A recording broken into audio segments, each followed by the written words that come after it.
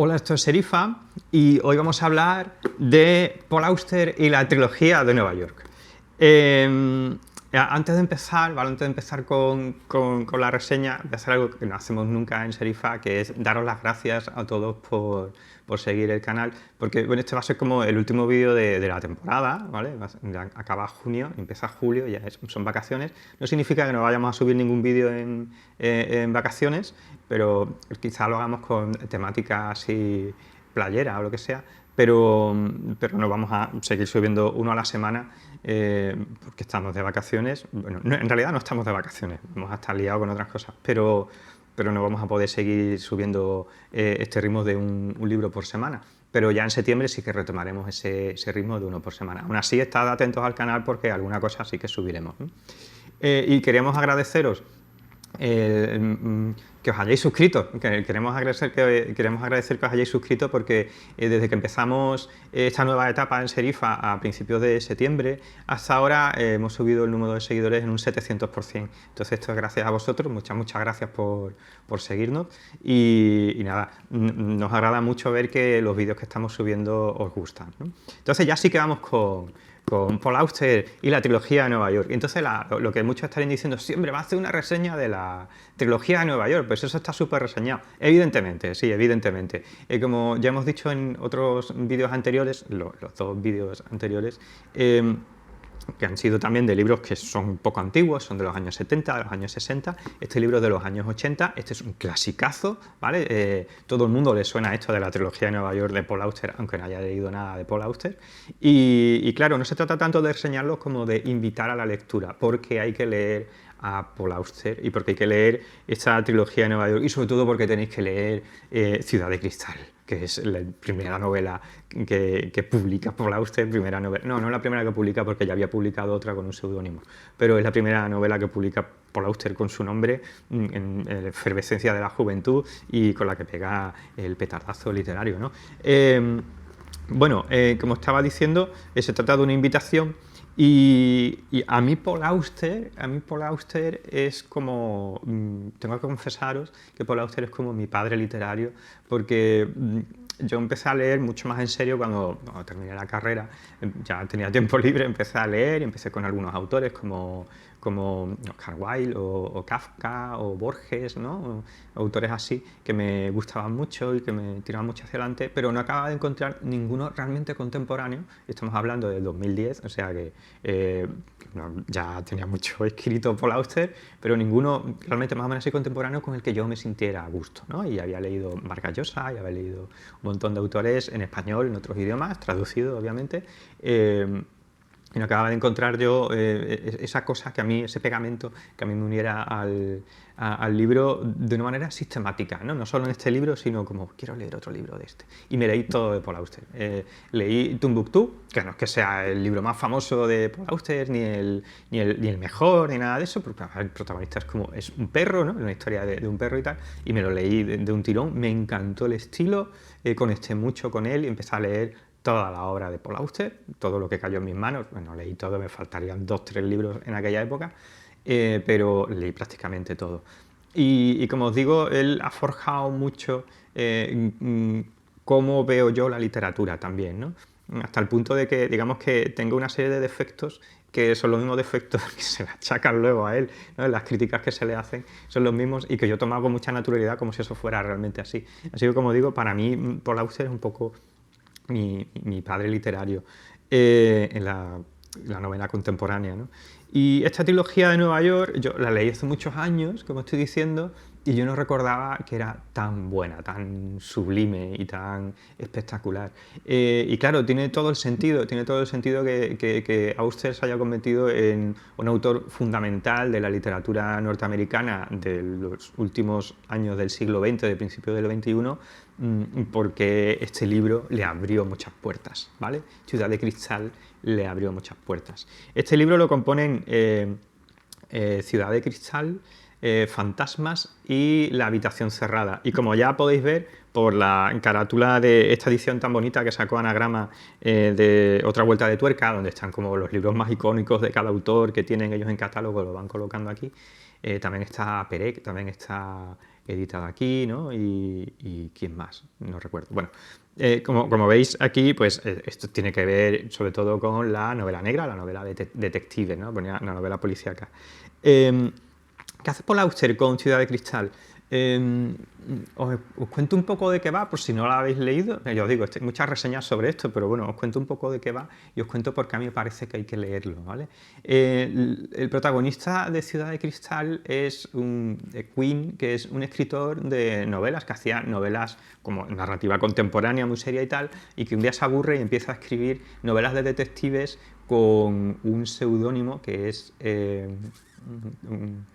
William algo, y WW era, pero no recuerdo el nombre, sobre un protagonista que se llama Max Work, ¿no? Max Work. Entonces, digamos que él como que envidia a su personaje porque a él le gustaría ser como es su personaje y le gustaría seducir a las damas que se le acercan a la oficina allí para preguntarle dónde está su marido desaparecido y todas estas cosas que son clichés de las novelas de detectives. En ese sentido, como ya estáis oliendo un poco, hay cierta influencia de El Quijote aquí, en el sentido de que lo que trata hacer Auster es darle una vuelta de tuerca a lo que había hecho Cervantes 500 años antes, o 400 y pico años antes, ¿no? Porque, bueno, 400, sí, casi 400 años antes. Porque no se trata de que un lector que lee novelas de detectives acaba volviéndose loco y acaba pensando voy a ir por ahí resolviendo crímenes, sino que se trata de que un escritor con un seudónimo quiere ser su personaje y quiere ser un detective. Y en ese punto recibe una llamada, y aquí donde entra la otra gran influencia que tiene Ciudad del Cristal, que es la Biblia, ¿vale? Yo creo que la Biblia es la otra gran influencia. He leído algunos artículos sobre esto para preparar el vídeo y en ninguno se comenta, ¿vale? En ninguno se comenta esto, pero a mí claramente el primer capítulo en el que él recibe una llamada, ¿no? Recibe una llamada y preguntan, disculpe, ¿es usted Paul Auster? ¿No? Y ya es donde empieza todo el lío, ¿vale? Ya es donde empieza todo el lío, porque resulta que hay alguien que está llamando al personaje de Paul Auster, que quiere ser su propio personaje, preguntándole si él es Paul Auster, ¿no? Y todas estas relaciones entre el lector, el personaje, el narrador y el autor van a estar siempre imbricadas y enrolladas con una especie de madeja durante el resto del libro y una especie de reflexión acerca de esto. Por eso Ciudad de Cristal en general, en particular, y en general la trilogía de Nueva York es una obra maestra de la novela posmoderna, porque habla acerca de qué es escribir y de qué va a escribir y a dónde lleva a escribir, ¿no? Y en ese sentido yo creo que Paul Auster, cuando escribe la novela, se ve a sí mismo, se ve a sí mismo con humildad, pero se ve a sí mismo como un dios, como el dios de la novela, como el dios de sus personajes. De manera que sus personajes intuyen que ellos le pertenecen, de la forma que ellos actúan, y a veces en el texto pues dice, se vio como movido por hilos, o se dejó llevar, ¿no? Esto hay un catedrático en Cádiz de literatura que escribe un artículo que habla de dos tipos de personajes en Paul Auster, que son los trascendentalistas, los que se mueven por la intuición, y luego los racionalistas, que son los que piensan que pueden descubrir el mundo sobre el lenguaje. Y lo que dice, bueno, la conclusión a la que llega él es que los personajes de Paul Auster fracasan, ambos fracasan porque no se puede entender la realidad ni por medio del lenguaje, por diferentes problemas filosóficos, ni tampoco por un método trascendentalista, ¿no? Tampoco así, ¿no? Me parece muy bien, me parece muy acertado. Yo no había pensado así, pero luego lo estuve pensando, tiene todo el sentido del mundo, pero a mí se me queda escaso esa explicación. Y para mí en todo lo que ocurre en Ciudad de Cristal tiene que ver con una serie de personajes que en su fuero interno saben que son personajes. En su fuero interno saben que su voluntad es algo determinista y tal, ¿no? Entonces hay una especie de choque entre ese determinismo de, bueno, me estoy dejando llevar porque la voluntad no sirve para nada, es una ilusión, y luego también el caos, y luego también el azar, ¿vale? El azar es una constante en Paul Auster. Digamos que esto de que en todas las novelas de Paul Auster el azar tenga un fuerte componente ha sido una gran crítica que se le ha hecho, porque parece que sus personajes al final, el destino que tienen es pasivo, no está relacionado realmente con sus intereses, aunque al principio sí. Dos, lo define mucho políticamente. Pensad que, por ejemplo, en Estados Unidos la mayoría de la gente es liberal, ¿no? En el sentido de que tú eres el constructor de tu propio espacio político y tu propio espacio social en el que tú vas a tener, ¿no? La suerte no tiene nada que ver, sino el trabajo duro es lo que hace que una persona suba de escala social y tal. Y dice Paul Auster que eso no es verdad, ¿vale? Que es la suerte y la suerte más absoluta. Y él es consciente de ello, incluso a nivel del propio libro. O sea, Ciudad de Cristal tuvo mucho éxito, mucha acogida, mucha más de la que él quería. Y en La habitación cerrada, que es la última novela en la que cierra esta, perdón, no tengo al revés, que cierra esta trilogía, La habitación cerrada, él comenta esto. Y a través de otro personaje, La habitación cerrada, que digamos que cierra las otras dos historias. Pues tenemos Ciudad de Cristal, que es esta historia de detectives donde el autor, el narrador y todo esto se va mezclando y donde aparece un personaje brutal, que es Peter Stillman, que es un chaval de 25 años que de niño su padre lo mete en una habitación cerrada, para que veáis cómo cierra el ciclo las novelas, lo mete en una habitación cerrada para que se le olvide hablar, porque él piensa que él va a coger un lenguaje sin palabras, el lenguaje de Dios, ¿no? Y lo mete ahí, ¿no? Un fanático religioso que lo mete ahí. Y todos estos juegos que hace la novela, lo hace una novela muy densa, ¿vale? Ciudad de Cristal, que se lee muy bien, se lee muy rápido, que es cada capítulo es un shock uno detrás de otro, pero es muy densa a nivel filosófico, ¿vale? A nivel de intenciones literarias, ¿no? Y como digo, La habitación cerrada cierra estas dos historias. Está Ciudad de Cristal, luego está Fantasmas. Fantasmas parece que se basa no tanto, por ejemplo, en el Quijote o la Biblia, ¿no? Como en la primera, sino en un cuento de Hawthorne en el que es también un poco autobiográfico y tal, este cuento de Hawthorne en el que un autor la abandona todo y se compra un piso enfrente de su casa, ¿no? Un piso enfrente de tu casa y se oculta ahí y ve cómo su familia lo echa de menos, cómo lo dan por muerto, como no sé qué, no sé cuánto, ¿no? Y todo esto y cómo él lo va escribiendo. Va un poco por ahí, ¿vale? Parece que es el germen, de hecho el propio Paul Auster lo comenta en el libro. Y trata sobre Blue, es guay porque todos los nombres de los personajes son colores en esta segunda novela.